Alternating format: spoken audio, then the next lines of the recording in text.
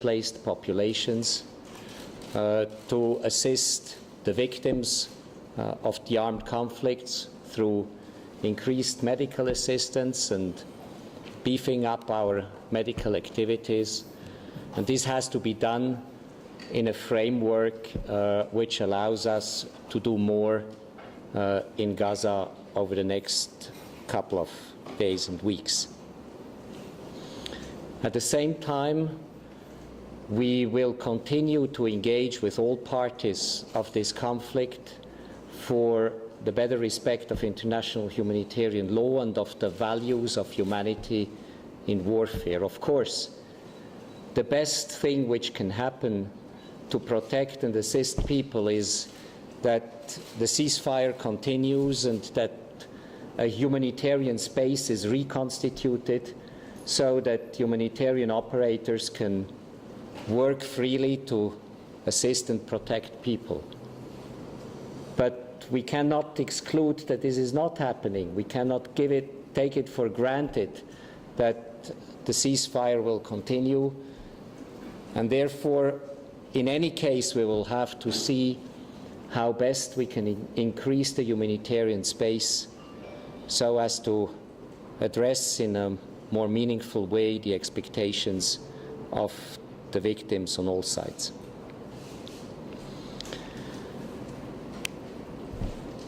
I think over the past 2 or 3 days I have once again been aware of the fact that there are things that humanitarian actors can do, and there are limits of the mandate of humanitarian action and obligations of states and political actors to find political solutions for political problems.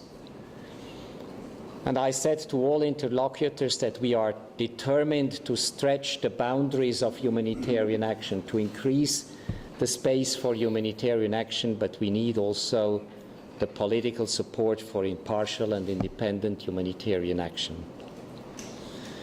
So the conversations I had in Gaza, in Ramallah, in Tel Aviv and Jerusalem all turned around how to increase assistance in the areas I mentioned, but also on how to increase the respect for international humanitarian law, and this is the core of our mandate. I think the objective of this trip was to put the plight of the civilian population center piece and center stage. There is a lot of political debate around this conflict, and I think it was important for me as a president of ICRC to come here and say, first and foremost, we have to focus on the impact of that conflict on victims and to try to increase our response. This was the objective, and I think I'm rather encouraged from the circumstances in which I came. Ceasefire, which is holding at the present moment and hopefully will hold longer. But I'm moderately optimistic from the signs of goodwill that I have encountered in all places to engage with the ICRC to make our assistance and protection more meaningful. So I would like to give you the opportunity to ask questions, and I will try to respond together with my colleagues.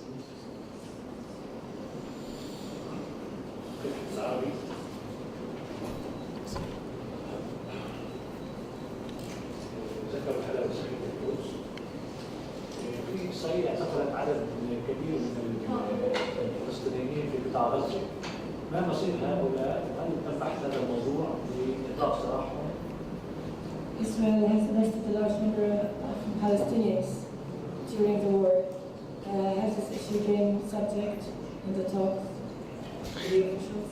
Yes, this issue has been a subject in the talks, and I made it clear to all sides that the determination of ICRC to continue Palestinian prisoners and our willingness to continue to visit prisoners with all authorities in the region is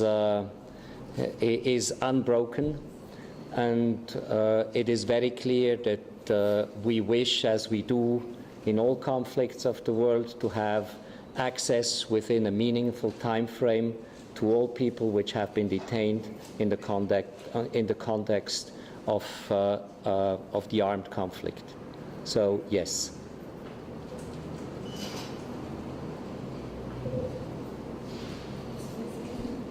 Can you also introduce yourself first? Jenny Matthew from AFP News Agency. Do you have any information on the extent to which Hamas may use civilians as human shields during fighting?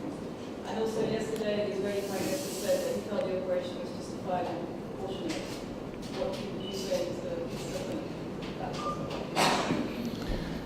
Well, as I mentioned beforehand, the issue of conduct of hostilities by all parties has been a core issue of all the exchanges I had in all places that I visited over the past 3 days. And when I say the conduct of hostilities, this means that we had meaningful exchanges with all authorities on the principle of proportionality, distinction, and precaution.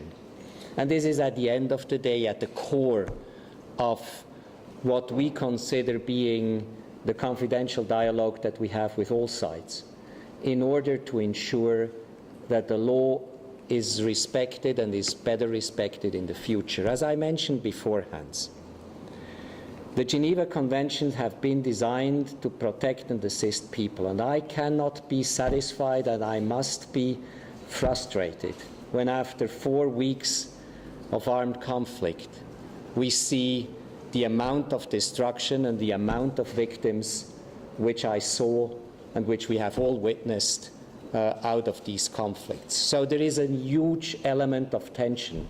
So you can only explain this tension by the fact that the law hasn't been accurately and ambitiously implemented in this armed conflict. But at the same time, I want to be clear. ICRC does not prematurely jump to conclusion and blame the one side or the other side. We will review and revisit on the basis of own data and of own information that we have, together with all sides, what has happened over the past couple of months, of weeks, in order to ensure what the necessary steps are to ensure that in a next or future use of force, that this amount of victims is not again coming to us, and therefore the gap between what the law says and expects us to ensure and the reality of the conflict, that this gap is narrowed. Sean Reed, Financial Times. Can you speak more just specifically about the use of medical facilities? Because there are accusations on both sides. Israel of indiscriminately attacking medical facilities, and Israel was accusing Hamas of using them to shield its operations. Can you speak specifically about that now, or will you later? Well, what I would like maybe is to say two things. We will, on the basis of our own data, which show some of those difficulties and which illustrate some of the problems that you have mentioned, go into details with the parties in order to understand what has happened when hospitals were targeted and medical workers were targeted. We have lost Palestinian Red Crescent colleagues who have worked as medical colleagues, who have worked as humanitarian workers close or in the medical services, and we want to know what exactly has happened. And what exactly has happened, it is incontested to me that many of the things which has happened around hospitals and around medical workers and around humanitarian workers shouldn't have happened. It is not possible that humanitarian workers and Palestinian Red Crescent colleagues are killed in the execution of their mandate. So we want to know what has happened. But we will, in the methodology and how we will execute our mandate, we will raise these issues on the basis, as I said, of our testimonies and collection of data, and raise these issues with the parties concerned. Let me just also say one thing, because it's a little bit a more general context. You wanted specifics, but it's also important in that context.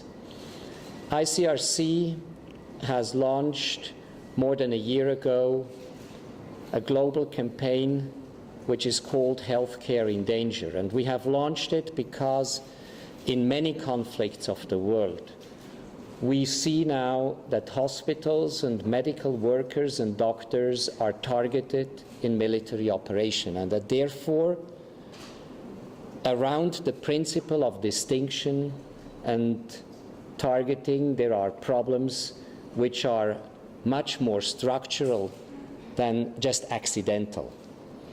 And this is the reason why we want to see what has happened here very carefully, and also to compare it and with the context of other conflicts which are of a great worry to us, not to speak about Syria, where we have articulated many times and complained what has happened. But again, with regard to the specifics, we will keep that in our dialogue with the parties concerned. Please. Yeah,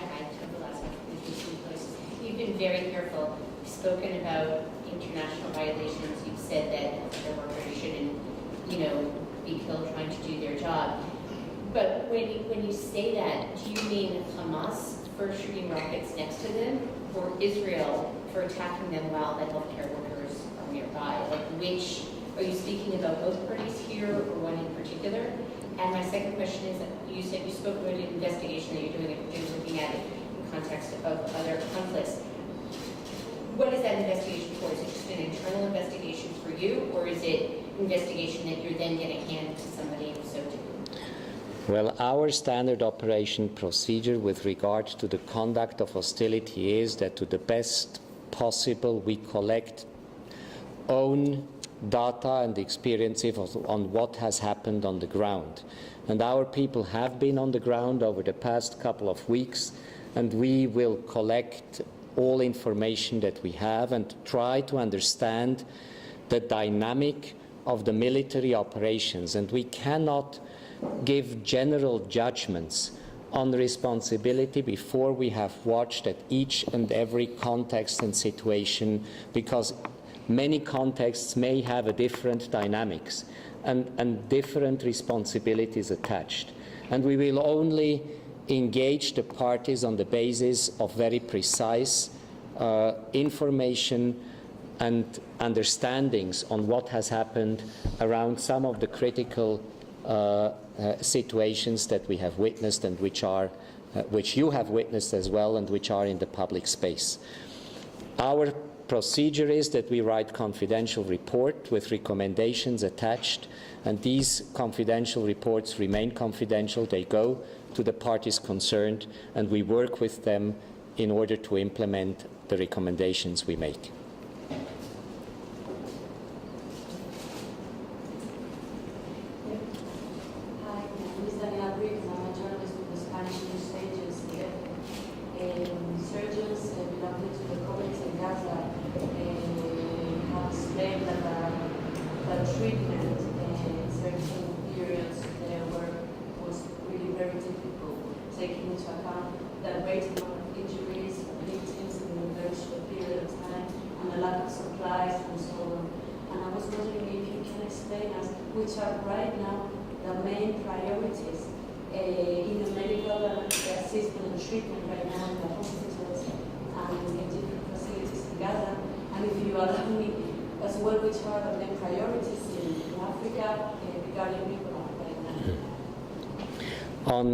on your first question, let me just say that obviously we are in an extremely volatile situation. If you would have asked me the questions 4 days ago, the response would be fundamentally different from the response I give you today, but I don't know whether tomorrow morning the situation will be the same.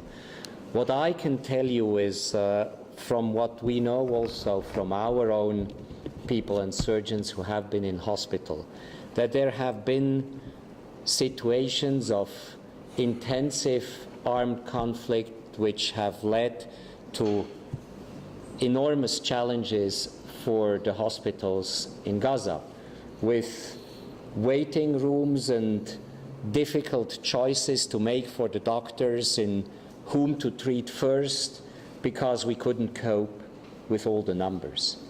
If you ask me of today and what I have seen yesterday in 2 of the hospitals in Gaza, due to the ceasefire and the fact that the flow of victims has stopped, the new flow of victims have almost stopped, the situation has considerably improved.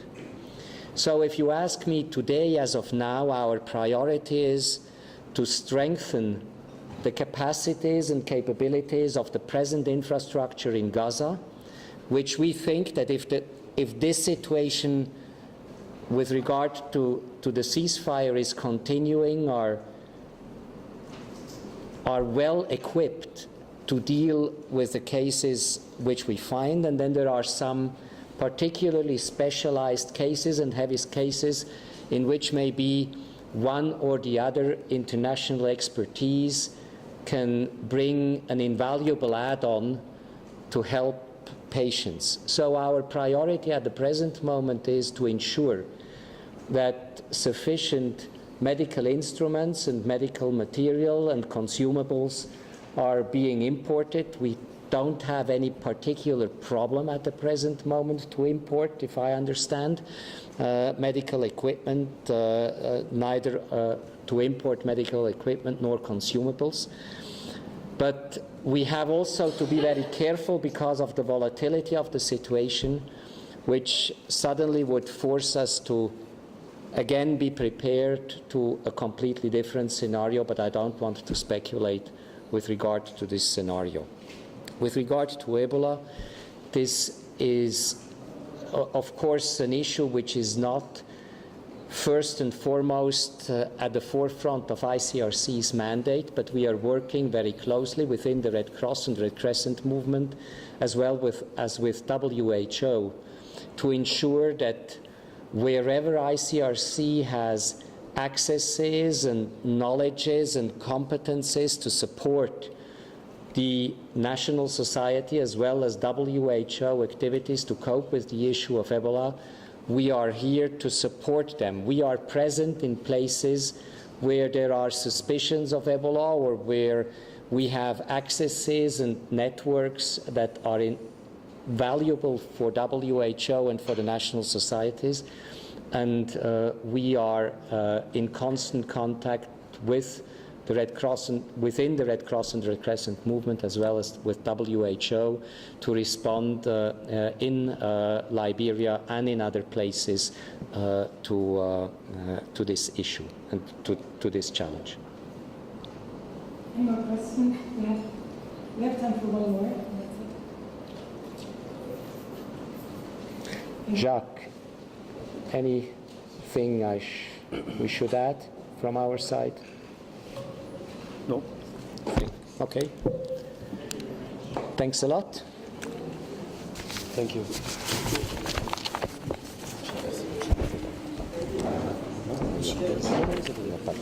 Oui, on va faire du français. Oui, c'est bon. Mon grand défi, quand je dois changer. C'est un exercice. Surtout que je ne parle jamais ma propre langue. C'est le